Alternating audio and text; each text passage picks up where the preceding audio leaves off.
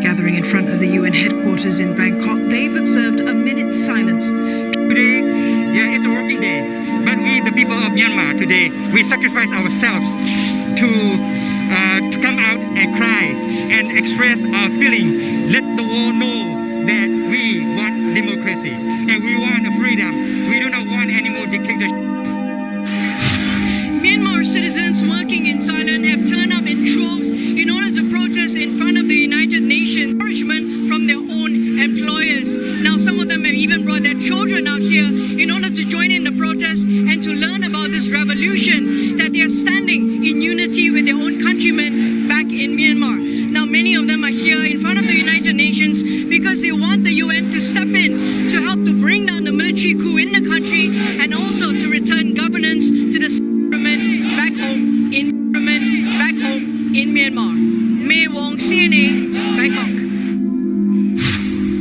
Joining us live for more is former Indonesian Foreign Minister Dr. Martin Natalegawa. Dr. Natalegawa in Myanmar. Well, obviously it's a serious and a very grave setback to Myanmar's transition to democracy. It has ramifications, obviously, for Myanmar itself. The kind of violations of personal civil liberties and violations of democratic principles that we are seeing day in and be a grave development for Myanmar. But beyond Myanmar itself, this development has a potentially extremely grave consequence as well for our region, Southeast Asia, beyond Southeast Asia. There's capitals in the world expressing their abhorrence and how they deplore the developments. Is something ASEAN has had to deal with in the past. Is this a similar situation we're dealing with now? Well, yes and no.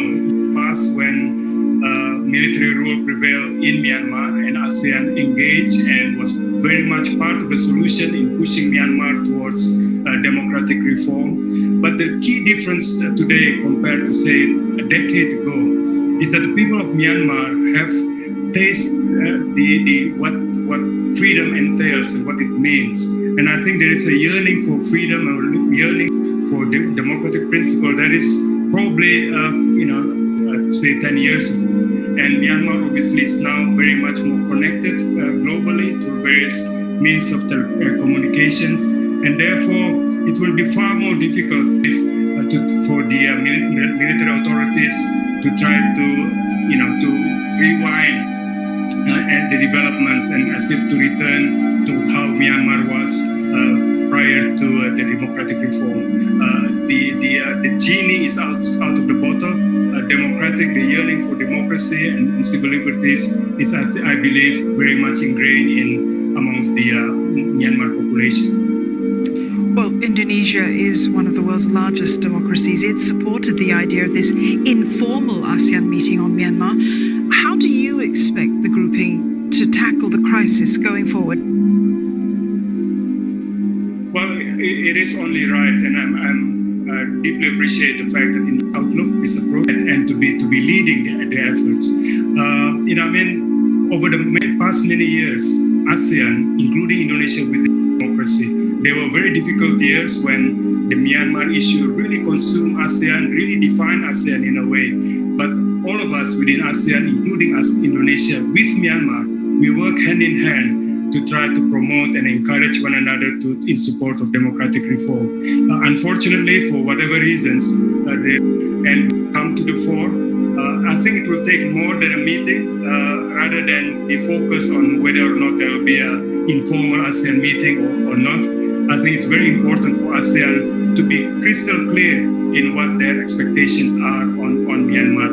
And let it be recalled that when we speak of ASEAN, Myanmar is part of ASEAN because Myanmar is part of the ASEAN community, part of the ASEAN family, and we must all find a way, military authorities, to reverse back and allow democratic paths to resume. Then, what do you see as a diplomatically led solution for the situation that Myanmar now finds itself in?